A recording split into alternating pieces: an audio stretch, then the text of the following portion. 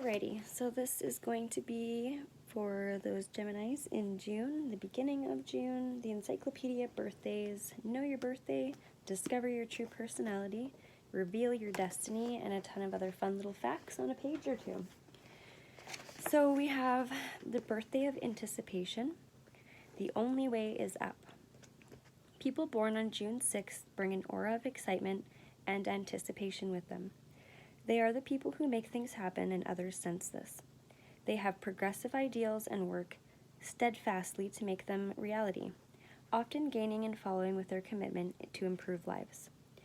They love to share, inspire, inform, and are movers and shakers, but they can take their ideals or vision to extreme, disorientating more conventional people with their behavior. Learning to express themselves with greater simplicity helps them get their point across. Born event organizers, they are likely to excel in careers that celebrate their unusual ideas and may be drawn to design, the arts, entertainment, as well as careers that involve travel and the outdoors. If they can develop their rational side, they make great scientists and technologists. The greatest threat to their health is their tendency to push themselves to the limits. No excuse or no exercise and hobbies that help them push themselves to the limits can make them also help them or free themselves in the mind and be calmer. For self-care, sit down and listen to calming music, with eyes closed whenever attention is rising, and just be at peace with yourself and your mind. Love and relationships come to people born on this day easily, although they should never rein in their wonderful impulse energy. They should find a balance so that their more bizarre tendencies do not alienate others and isolate themselves. Fortunately, before their mid-40s, they are likely to be more restrained, with a strong focus on their home and personal life. At the age of 46 or so, they have an increased need for self-expression and leadership, and they are likely to become more assertive, taking more of a public role. It is important at this time that they understand how their actions serve as a role to the model of others. Once they have found an audience they can relate to or they can be related to, and vice versa with others. A little bit of a tongue twister, isn't that fun? This whole page. I'm going to want to read this in school. It's a good thing you're just my friend and not judging. Okay, anyways, back to the story. The relief that they feel finally being understood encourages them to express their caring nature and determination to change the world for the better. Their destiny is to influence and inspire others with their independence of thought and spirit. It says here, the life lesson is feeling misunderstood, which we just went through, or I guess over in that paragraph anyway. And the way forward is to put yourself in the audience's shoes and tailor your vision to the interests of them. Well, that's interesting. You're a luck maker, you lucky duck. Be flexible.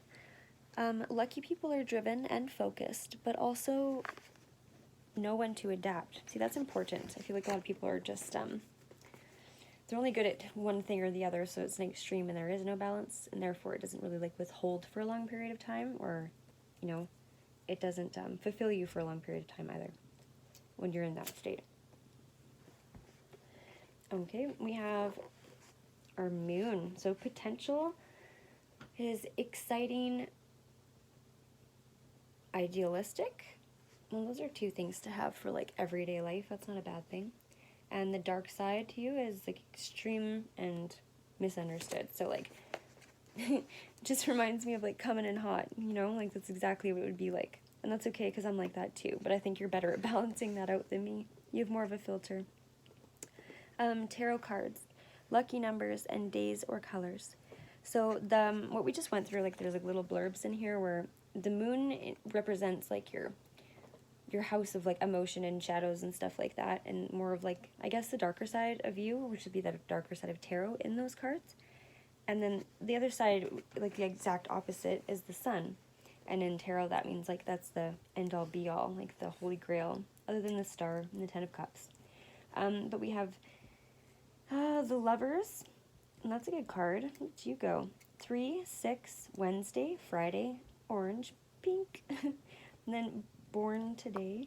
Oh, who's that? Nathan Hale? Oh, Nathan Hale was born on your birthday. Thomas Mann. I don't know if you know who that is. He's a novelist. I bet you nobody knows who he is. And then Bjorn Borg, who's a tennis player. It's kind of like, no, being where Kurt Browning's from. It's not that exciting. Nothing to be proud of. Okay. I want to read you a little bit more, I think.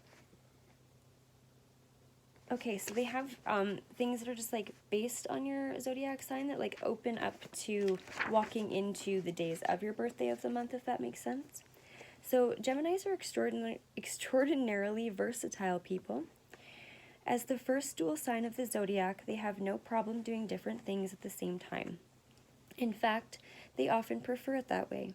Their need to constantly communicate with others is strong, and a life without phones, text, social media, and messaging is often inconceivable for them.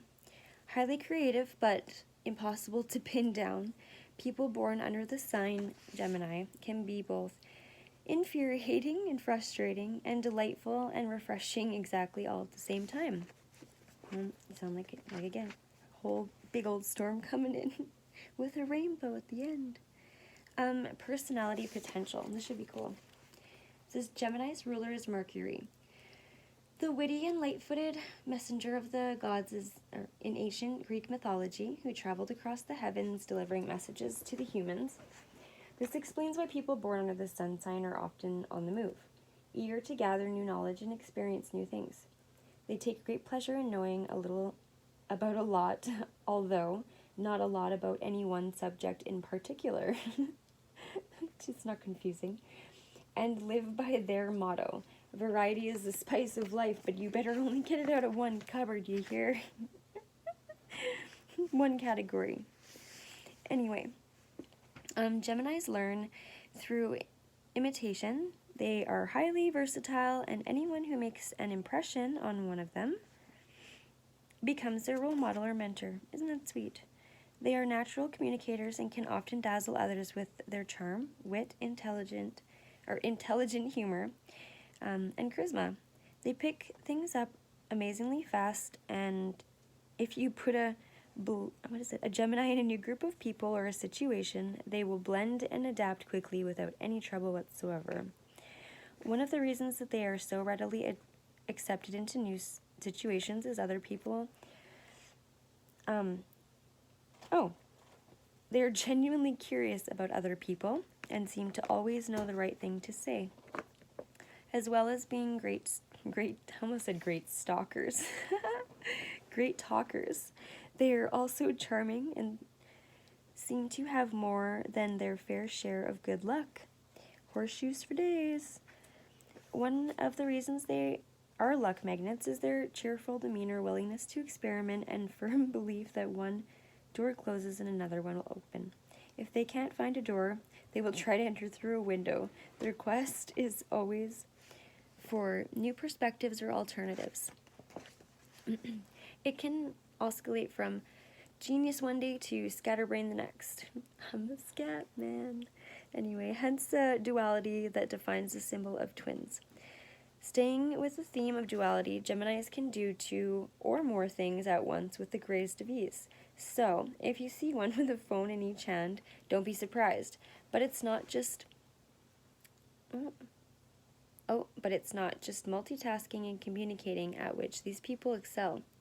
They are also natural negotiators, psychologists, and experts in human relationships. Hot dang, so am I. Probably got a bunch of Gemini up in here. Never know. Which makes them, excellent teachers, motivators, politicians, and therapists. A Gemini knows how to even talk to the most stubborn person around. In short, people born on the Gemini sign can have the tongue of the magician about them. Silver tongue W. They are genuinely curious about other people and seem to always know the right thing to say.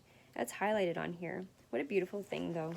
I mean, to be a social chameleon is sort of, it's kind of everything. It's one thing that I definitely had to learn, especially, mostly just, like, the jobs that I worked and, you know, the kinds of, I guess, people I associated with or what I was up to and, you know, whatever it was at the time. But I'm glad you like that. It's really go-getter. Can't sit on your bum-bum. So, the Gemini man.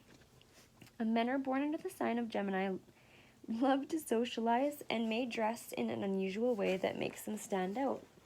Typically, they won't talk that much about their own feelings, but will be witty and well-informed. They can also be, very persuasive. And there are very few people who don't succumb to their charms. Just like a snake in a basket, hey? True to his sign, the Gemini man is often restless and unpredictable. And you'll never be quite sure which personality he is going to be on any particular day. Oh shit, that's fun. There is one thing, however, you can be sure of if you fall in love with the Gemini man, that is. Life will never be boring. He brings excitement and a sense of romance and passion.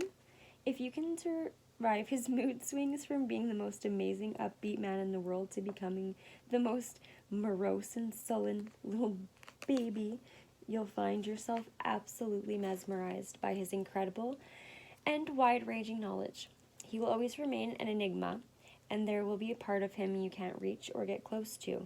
But despite this, being in a relationship with a Gemini man is inexplicably one of the most natural, fun, and thrilling rides in the whole world.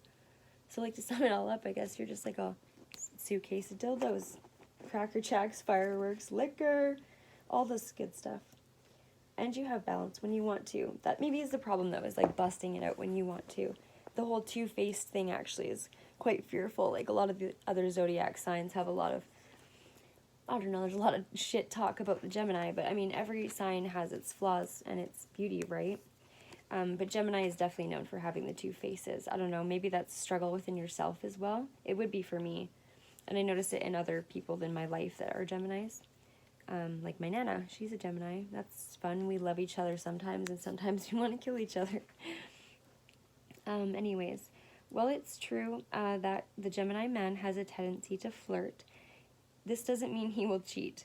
What he needs is a partner who can offer him plenty of variety and romance, and although sex matters to him, he needs more from a partner than just the physical. He wants love, warmth, loyalty, conversation, and above all, he wants companionship. Isn't that beautiful? I really like that. I like this too. Health and well-being. Gemini seem to grow younger rather than older, and they certainly aren't into that growing old gracefully thing. If health problems arise, they are more often than not caused by stress and tension rather than physical reasons. Well, that's kind of cool. Anyways, it's extremely important that they learn to listen to their body more and recognize the early signs of exhaustion, anxiety, and nervous tensions in areas of concern where they can't find ways to relax and calm down. I'm going to tell you this, honestly. When it comes to that, it's difficult to do. You know, we always forget about ourselves, for sure. So, born between June 1st and June 11th, these Geminis tend to be more objective, with the clear vision needed to skip the details and get to the heart of the matter quickly or to see the bigger picture. Their greatest joy is to see other people happy, and as a result, they may well devote themselves to a great social cause. Nice. Your life lessons. Let's blurb that. Geminis are typically intelligent and well-informed, but with their gift for words comes a tendency to talk too much and all at the right or the wrong times. And I feel like this probably falls into your whole life lesson of having to, like your feeling of being misunderstood. You know, you're not misunderstood. It's maybe just like wrong timing sometimes, or like yeah, wrong timing, coming into the conversation hot. And we're talking about ice sculptures and shit, right? You just come flying in there and melt them all up. But I personally think that that's super special. Like, I love conversing back and forth with the Gemini about anything. They're an air sign, right? So if you think, what does air do to fire, right? The oxygen feeds the fire. It just grows bigger and bigger. So I could shoot this shit and hang out with the Gemini like all day long, 24/7. My energy dances well with theirs is all I'm trying to say. Bunch of ballerina bitches up there. All right. Okay, and I think that it says here too that you're free spirit, even though it's one of your most appealing things, characteristics, it can also be one of the most infuriating when you refuse to respect authority or restrictions of any kind. Damn, it feels good to be a gangsta. Friggin' Geminis, you just a rowdy bunch like us, Sagittarius. Chinese astrology counterpart, the horse. These born under the Chinese horse sign share the superior communication skills and fast-moving, free-spirited approach. I need to scoot.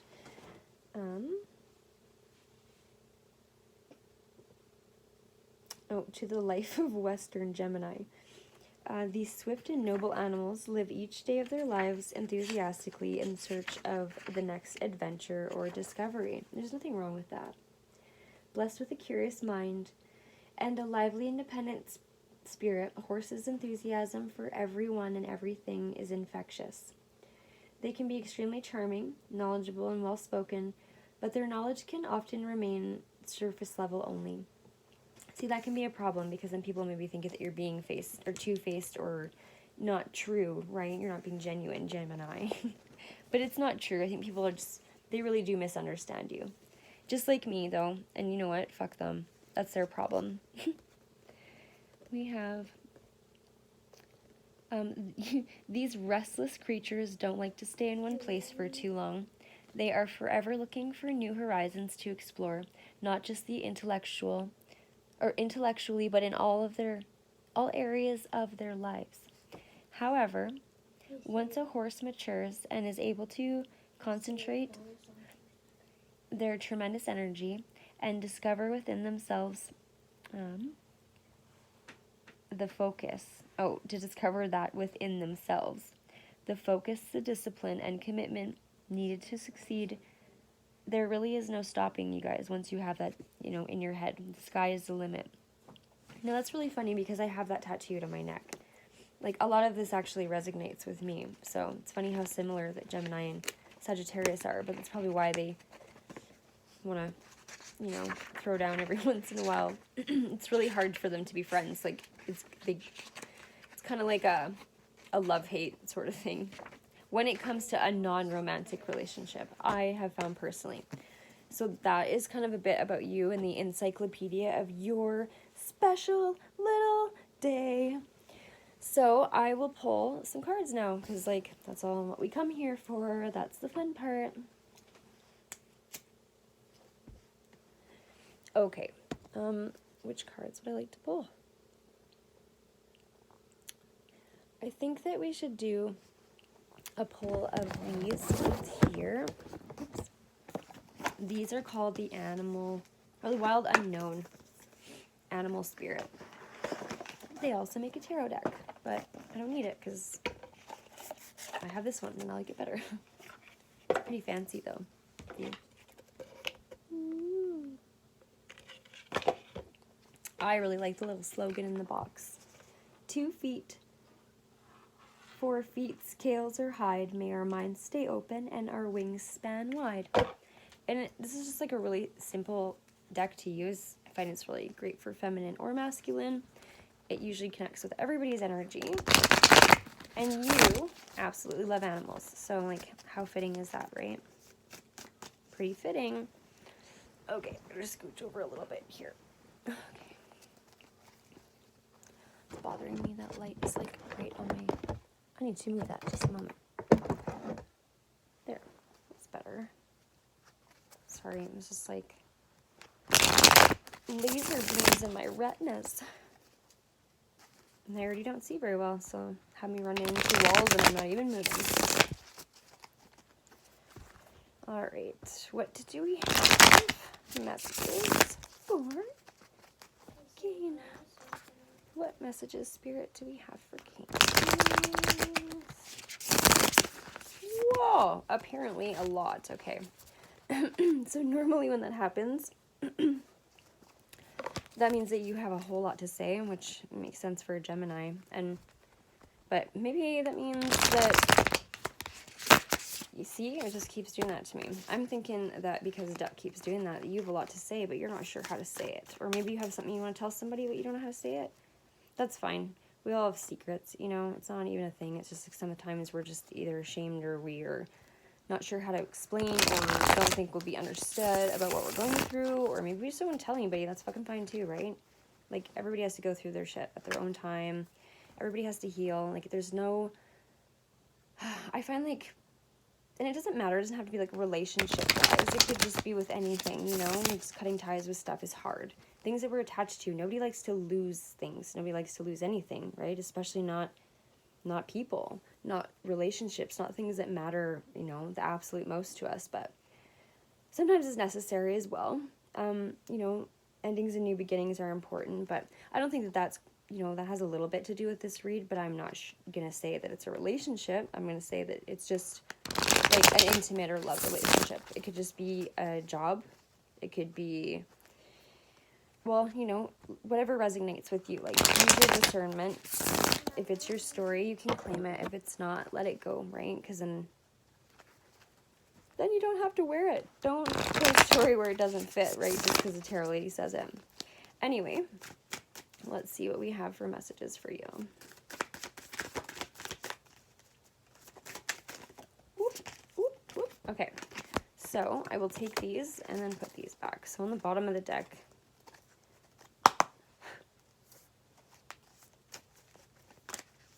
we have the turtle.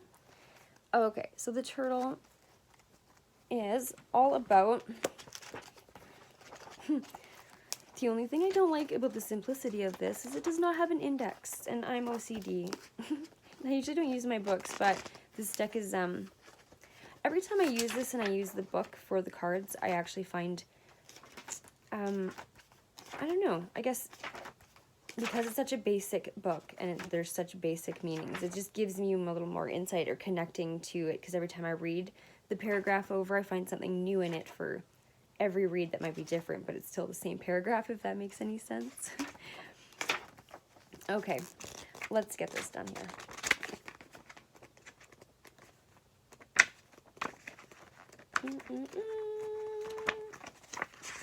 You know, every time I go to say something's just super easy, the universe has a funny way of being like, yeah, is it? Let's prove you wrong.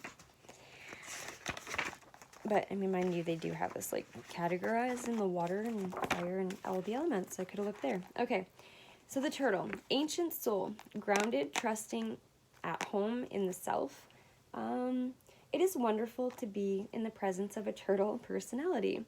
Like the beaver, the turtle has strong relationships with the earth, has a strong relationship with water and elements simultaneously, actually. This helps to ground and connect them to the deeper truths of life. No matter where their travels lead them, turtle energy is behind all great writers, storytellers, and they collect life experiences under their shells for later use. The most potent turtle energy helps us close all the other books and begin to tell our own true tale. When in balance, peaceful, adventurous, and productive. When out of balance, slows down to a halt, and to bring into balance an adventure. So this is very much, it does remind me of, you know, like even being a Sagittarius, I mean, I can relate to this very much because we are similar. It's just a matter of, like, and being spiritually woke, I guess, and just, like, finding your true self. You know, you probably always have been, you know, gifted, or everybody has intuition, but it's just a matter of how it heightens as to what level it is or what you can classify it as. You know, it's all about growth. We have to go through things like trauma, unfortunately, loss, like hard stuff, right? in order for us to gain those badges or those levels up on the podium. Anyways, big changes. Big change comes with that because your mind and everything about you becomes, your perspective changes inside and out a lot of the time when you do this kind of thing. Like, it's a very good thing. It's very spiritual. It's just being grounded in yourself, your true self, like letting your spirit shine through, your soul shine through, and just, you know, you're not worried about what other people are trying to tell you or how to live your life. Like, you're pretty, you know, determined and that you know how to do that yourself, and that you're successful doing that, and that you're comfortable, and that you believe in yourself. And honestly, that's very important. If you don't trust yourself, then no one's gonna, you can't expect other people to trust you, right? And you're not going to trust other people. It's like a whole vicious cycle. Just a Dane Cook scenario. Okay, so then we have the Phoenix. And that's also a very pretty card. We have the Snake. The Buffalo. Fire Ant. I mean, I know that looks like a very, very aggressive, irritating card. You want to smush them all, but it means really cool stuff, so we'll get there. And then the Earthworm. Let's start with the, well, yeah, I guess that's how it came out. So, I will read what the Phoenix means, because I don't actually know, because I haven't pulled that card yet. I usually just get, like, the basic ones, and I usually get the same ones when I pull for myself. I don't know why. Maybe I'm not learning a lesson. I feel like when you repeat messages like that and you're an intuitive and you're not getting the point, then they'll just keep hitting you in the face with it like a V8. Okay, all the magical shit's in the back of the book. Phoenix. We have freedom from suffering and past karma reincarnation. Okay, so that's really cool. Because of the card, obviously the turtle card prior to that. The Phoenix represents the transformation of our past. It doesn't mean running from it, denying it, or burning bridges with rage. It just means like embracing it. Like you deal with your demons, you know? If they're hungry, then you ask them what their favorite food is and you feed it to them and send them on their way. You know, I mean, they're happy. You don't have to really deal with that again, because that's how we deal with karmas. Doing the right thing. We're just fixing up our past mistake, our soul's past mistake from the last life, right? And so that we don't have to relive that cycle, because that's what it'll do. You just get relooped constantly. And you feel stuck and stagnant, because energy is always in motion. It never stops. It will never stop. You can stop, and then you can watch everything happen around you, thinking it's not happening for you anymore, just everyone else. But that's because you've stopped. And your energy is just moving around you, and all the other energy is just doing what it's supposed to, right? It's like it's like praying in the middle of the highway when there's cars coming. You don't fold out or roll out your mat on the highway, right? You know this. Okay. Anyways, the Phoenix employs an advanced technique described in yoga as the burning of impurities through practice and dedication. So tapas.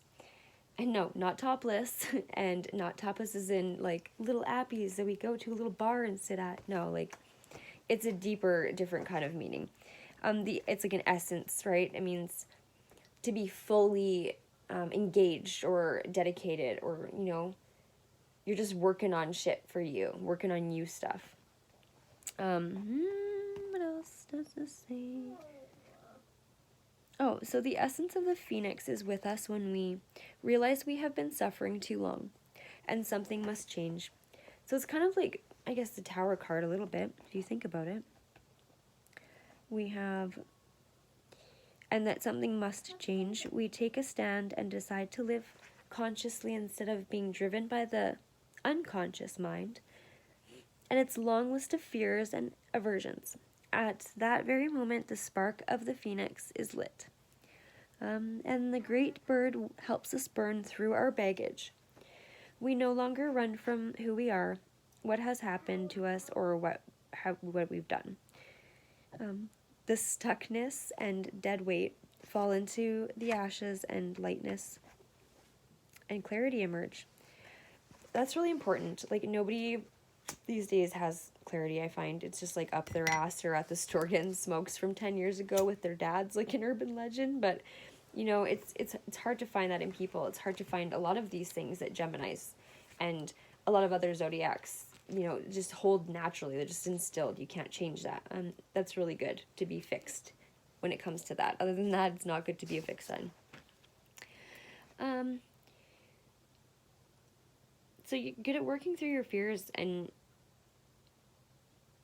yeah, and immersions. Like, everything that affects you, you kind of just take it in and you filter it through. And maybe it's the whole, like, double side with a Gemini. You just kind of like a cow's stomach, just, like, filtering it on through until it's absolutely, you know, you've taken all of the good and the nutrients out of it that you decided was necessary for your body, and you knew what it needed, because you really do. You're probably the kind of person that listens to your body. I feel like you are very in tune with yourself, right? Like, you sit and you reflect a lot. That's important too, because you could be a real big bad person. Like, people can think you're kind of an asshole. Like, most people, I think, are assholes when they're not open-minded and kind of cold, or they're skeptics, or they're, you know, or chauvinistic, or narcissists. That's a big narc word that these spiritual people love. Anyways, it's all about, you know, it's all about just rising, you know, bigger, greater, brighter, more like strong than, you know, when you went into they go into the ashes and then they are reborn. It's just a matter of it's being reborn. You could be being reborn from a state of being less, I guess, in tune with yourself, or comfortable with exploring the different diverse, you know, sectors or areas of not only our mind, but, you know, our heart, our body, and like all the things around us. Like, just seeing everything or being in a different energy, it's like a new pair of eyes, right? And sometimes you need that. Like, when you go and you see your friends arguing or something, we've all been here, and we become the mediator because we can see the outside.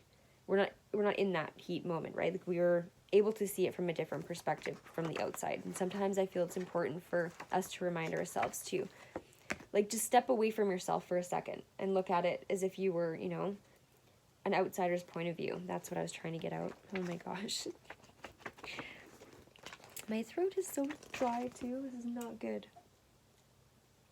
That might mean that somebody needs to do some throat chakra work. That would be, you know, communication, or like things that haven't been said or need to be said, or clearing up of, you know, those kinds of things. It's all about just like rebirth, clearing up, out with the old, in with the new, right? You have to clean out your attic in order to stuff more shit in there to get more shit from the other levels, and then just, you know, that continues too. But it is life, is all I'm trying to say. That never stops. It doesn't matter what way you want to lay it out or what situation you want to link it to. It is the way it is. There has to be death and rebirth. Anyways, so let's go to the snake now. See, like, I didn't think I'd have that much to say about a Phoenix card, but every reading's different. Every person has to hear something differently.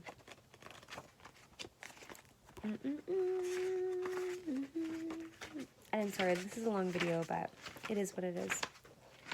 And most people would have to pay a lot of money for this, so winning. That's that Gemini luck. Just getting that for free. Snake. I don't think that this is a bad card. I think it's more about protecting what you have, right? Because you can be vulnerable. So it says guardian of unawakened magic and creative potential. What were they just saying? Oh, jeez. Thanks, Spirit. Now I know I'm not a crazy person and that I'm actually doing this for a reason. So the snake is a symbol of our highest potential, right? We were just talking about that. It is said that, okay, I can't say it, Shakti.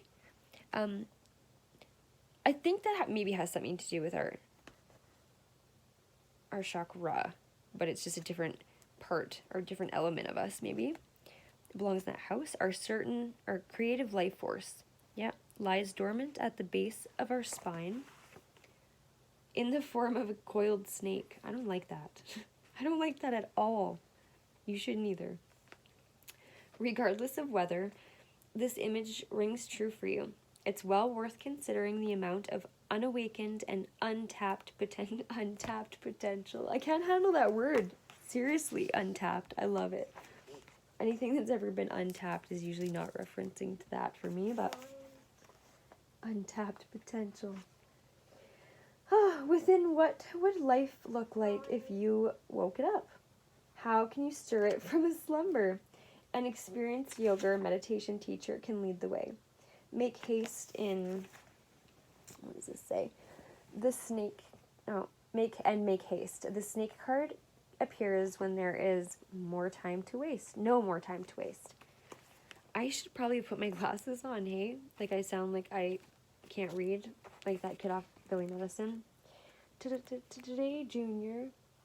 When in balance, prosperous, creative, and charismatic. When out of balance, starts and stops many things, and bring into balance the Kundalini yoga meditation. The Kundalini is, yeah, actually, that's so funny, because in Buddhism is related to the snake like that.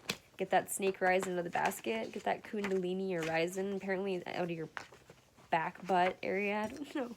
I don't like that. And it just flipped right to the buffalo. That was the next page, so that was interesting. Okay. Grounded yet heavenly, practical yet spiritual. The heavens of the mighty buffalo are grounded in the earth. Yet its heart and mind rise toward heaven. The buffalo sees challenge, hardship, heaven, or a bump in the road as an opportunity for upliftment. Therefore, the buffalo does not fear death, illness, or misfortune. Its gentle eyes look to the road ahead, trusting every turn. May we all experience this elusive yet life-changing bliss from time to time, and may we allow this card to remind us that life is a precious gift. When in balance, trusting pure presence. When out of balance, restless and lacks gratitude. And to bring into balance is prayer and bhakti.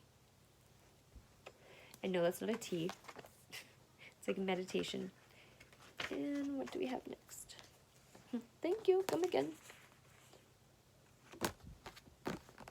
I would have used Ariana Grande reference, but I don't like her, so I'm not saying it. I won't even say it now. You can't make me. Fire ant. Okay, so the fire ant is all about, I think it's about building. Oh, yeah. Actually, you know what? I'm just going to shut my face because last time I said that, it had a completely different meaning than what I thought. That's what I meant by this book. It's so surprising. It just takes you by surprise. So, fire ant. Aggression, rigid thinking, following orders. Diligently filling orders for the Dark Lord. Fire ant energy flares up without us noticing. Sorry, my throat is so... somebody's not communicating well. Maybe somebody's like ghosted or blocked, or I don't know. Maybe somebody can't communicate. Maybe they just don't have the ability. It's not that they don't want to. I feel that very deeply. Anyways, or like there's things that need to be said. Sorry, just spirits like interrupt. Okay, stop doing that to me, please. End situations that feed our imbalances rather than those that counteract them. Gossiping and blaming are a few indicators that misalign fire ant energy